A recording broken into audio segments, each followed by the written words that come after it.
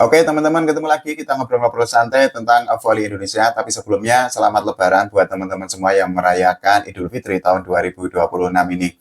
Nah, seperti yang tadi saya ucapkan, kita ngobrol-ngobrol santai aja tentang voli Indonesia. Kita akan membahas mengenai hubungan Megawati Aniesi Pertiwi dengan Yola Yuliana dan juga isu atau rumor atau hoak yang menyatakan bahwa Jakarta Pertamina Induro memecati Sia Amalia menjelang Final Four Proliga 2026. Kita bahas yang pertama dulu mengenai hubungan atau koneksi antara Megatron dengan Yola Yuliana sebagai pemain voli profesional, tidak hanya di level klub tapi juga di level timnas Indonesia. Ini adalah potongan video berisi berbagai kumpulan hubungan antara Megawati Aniesi Pertiwi dengan Yola Yuliana. Nah, teman-teman silakan ditonton terlebih dahulu. Ini videonya nggak banyak, silakan dicermati bagaimana dukungan yang diberikan oleh Yola Yuliana dan juga bagaimana respect atau rasa hormat yang ditunjukkan oleh Megawati Aniesi Pertiwi kepada Yola Yuliana. Nah, ditonton dulu videonya.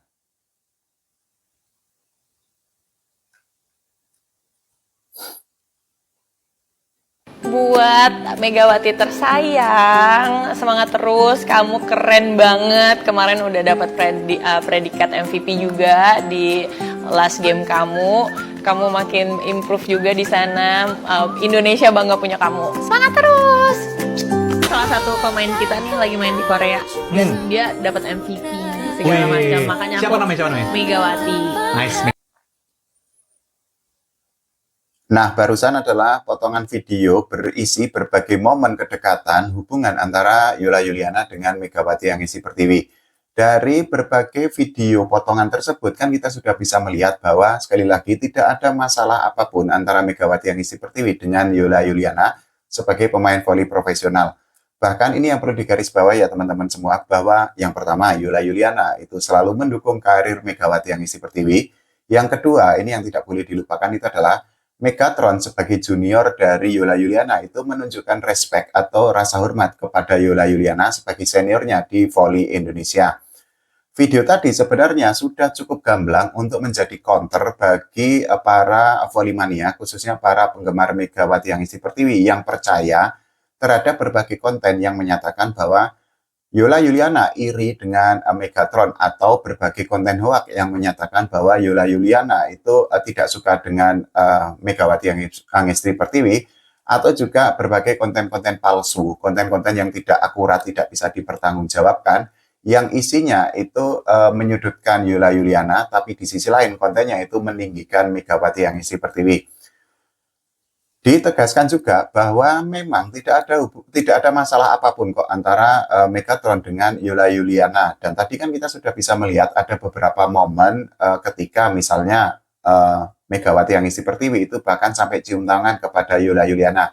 Ini kan merupakan sebuah respect yang memang sering kita jumpai di voli Indonesia. Artinya ketika ada pemain junior berhadapan dengan pemain senior, mereka itu memiliki rasa hormat yang tinggi. Nah, yang tidak boleh dilupakan itu adalah Yola Yuliana sebagai senior di voli Indonesia itu juga memberikan atau menempatkan dirinya di posisi yang memang sangat bijak, karena yang pertama, Yola Yuliana itu bisa untuk merangkul Megawati Aniesi Pertiwi. Yang kedua, Yola Yuliana itu bisa untuk terus memberikan dukungan termasuk ketika Megatron berkarir di Red Spark di Liga Voli Korea Selatan. Tapi sayangnya menjadi gini, apapun kalau diberikan fakta itu ternyata masih ada banyak volley-mania yang seolah dalam tanda kutip tetap sulit untuk diyakinkan atau digoyahkan prinsip mereka. Artinya meskipun sudah ditunjukkan berbagai bukti bahwa Yola Yuliana dengan Megatron itu tidak memiliki masalah apapun, mereka masih percaya bahwa Yola Yuliana itu iri atau benci atau tidak suka dengan Megawati Aniesi Pertiwi. Nah, prinsip atau pandangan yang tidak rasional, yang tidak beralasan itu kan sebenarnya yang justru merusak ekosistem atau merusak suasana di voli Indonesia. Karena sekali lagi dengan berbagai kemajuan teknologi yang saat ini itu ada, dan kita tidak bisa untuk memfilter atau menyaring konten-konten yang sebenarnya bisa dijadikan rujukan atau acuan, atau bisa kita tonton atau kita yakini kebenarannya, itu kan menjadi sangat merepotkan. Karena ya itu tadi, bahwa Meskipun sudah bolak-balik dibilangi bahwa tidak ada masalah apapun antara Mega dengan Yola, tapi masih ada yang percaya bahwa pemain lain seperti Yola, kemudian Arnita Putri, kemudian Mediol Yoku itu tidak suka dengan Mega. Nah, ini tentu saja menjadi sebuah hal yang sangat menyedihkan karena ya di tengah atau gini, di perkembangan zaman seperti ini itu kan sebenarnya cukup mudah untuk mengetahui atau mencari sumber informasi yang valid, mencari referensi yang baik, yang bisa dipercaya dan bisa dipertanggungjawabkan terkait dengan berbagai isu. Tapi sekali lagi, ada sangat banyak polimania yang gampang untuk menelan mentah-mentah berbagai rumor di media sosial, khususnya berkaitan dengan Mega. Karena sekali lagi, tidak hanya Yola yang disebut tidak suka dengan Mega, tapi juga ada banyak pemain lain yang dianggap benci dengan Mega. Nah, ini tentu saja menjadi sebuah ironi tersendiri.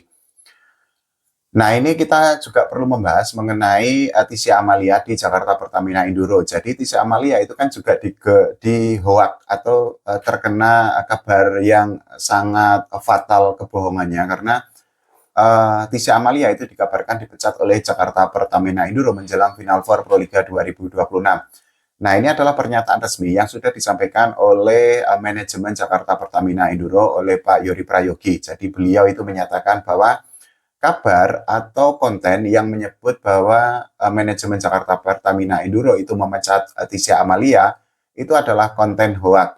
Bahkan ini juga perlu ditegaskan loh, Pak Yori Prayogi itu menyebut Tisha Amalia itu masih menjabat atau menjadi kapten Jakarta Pertamina Enduro di Proliga.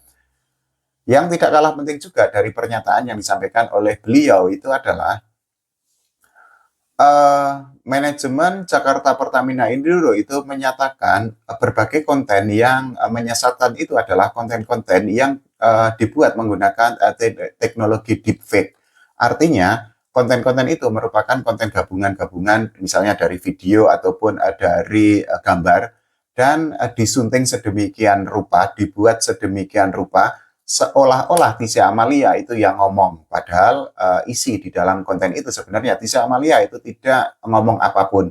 Tidak juga mengeluarkan komentar negatif kepada Megawati Hanisti Pertiwi. Itu kan hanya akal-akalan pembuat konten aja.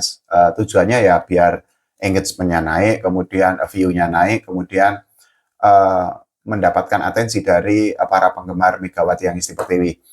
Sayangnya, ini sayangnya ya, kok ya masih ada sangat banyak loh, nggak cuma satu atau dua, tapi banyak banget volimania, khususnya fans Mega yang percaya bahwa Tisha Amalia itu dipecat karena uh, tidak suka dengan Mega. Bahkan narasi yang beredar atau framingnya inilah ya, framing yang beredar itu adalah Tisha Amalia itu tidak mau memberikan umpan kepada Megawati Hanisti Pertiwi. Dipikir secara logika, gimana ceritanya seorang hitter itu tidak mau, seorang setter itu tidak mau memberikan umpan kepada hitter. Ini kan sebuah hal yang tidak masuk akal. Kalau misalnya, ini misalnya ya, setter tidak memberikan umpan kepada libero, ini kan ya masuk akal karena kan libero tidak bertugas untuk melepaskan spek. Tapi ketika setter tidak memberikan service kepada hitter ataupun kepada middle blocker, ini kan juga sesuatu framing yang sebenarnya tidak rasional atau tidak masuk akal yang selama ini itu beredar. Sayangnya, ini sekali lagi sayangnya, berbagai konten yang seperti itu justru sangat dipercaya atau sangat diyakini oleh para volimania di seluruh Indonesia. Khususnya lagi lah ya, khususnya ini sebenarnya kepada para penggemar Mega. Artinya ini bolak-balik saya bilang bahwa apapun yang berkaitan dengan Mega, jangan-jangan adalah harus bersifat tone-nya itu harus positif, tapi untuk pemain lain itu negatif. Ini kan menjadi tidak fair atau menjadi tidak sehat karena ini olahraga tim loh. Tidak mungkin Mega itu akan bermain sendirian. Ya pasti butuh pemain lain. Begitu juga pemain lain itu kan juga pasti membutuhkan, misalnya ini konteksnya di JPE ya, di Jakarta Pertamina Enduro. Pasti juga membutuhkan Mega karena Mega itu sebagai hitter. Kalau konteksnya itu adalah seorang setter itu tidak memberikan umpan kepada hitter, itu mungkin yang pertama. Bisa jadi karena itu adalah bagian dari game plan yang dijalankan oleh pelatih Jakarta Pertamina Enduro, Coach Balen. Bisa juga karena setter itu reading the game-nya itu berbeda dengan kita sebagai penonton online. Artinya setter di tengah lapangan itu kan pasti memiliki pandangan tersendiri. Reading the game-nya ketika melihat situasi di tengah lapangan itu kan uh, bisa lebih fokus jika dibandingkan dengan kita. Ini asumsi aja. Atau juga bisa menjadi gini, jangan-jangan Mega tidak diberikan umpan karena Mega sedang dalam kondisi tidak fit. Ini tidak hanya berlaku di sekarang, tapi juga berlaku di sebelum-sebelumnya. Karena di Gresik Petrokimia di musim kemarin itu kan juga Armita Putri itu kan juga di framing tidak memberikan umpan kepada Mega, ini kan nggak masuk akal. Opini lain, misal kenapa kok Mega itu tidak diberi umpan misalnya, karena mungkin hitter lain, misalnya ini adalah hitter asing, itu justru lebih gacor di game itu, karena kan Mega itu kan pemain bagus, tapi tidak selalu Mega itu akan selalu bermain bagus. Ini juga berlaku ke semua atlet, ke semua pemain kok. Ada kalanya pemain itu kan juga flop juga, tidak selalu dalam keadaan atau tidak selalu di performa on fire. Ada satu momen atau ada satu titik ketika pemain itu yang sebenarnya pemain bagus, itu justru permainannya itu sedang tidak baik. Nah, ini kan merupakan sebuah hal yang sebenarnya sangat wajar. Tapi yang tidak wajar itu adalah kalau akhirnya di framing sedemikian rupa, dan yang lebih tidak masuk akal lagi adalah kalau ada banyak volley-mania yang percaya dengan framing-framing seperti itu. Tapi ya balik lagi, sekali lagi, mau dikasih tahu kayak gimana, mau dikasih bukti kayak gimana, kalau sudah tidak rasional atau sudah tidak mau pakai akal sehat, ia akan percaya dengan konten-konten yang sifatnya adalah konten hoax. Kalau menurut teman-teman semua bagaimana? Silakan tulis di kolom komentar. Jangan lupa doakan agar Timnas Voli Indonesia berprestasi dan juga Voli Indonesia diurus oleh PBVSI dengan semakin profesional lagi. Oke, terima kasih teman-teman semua.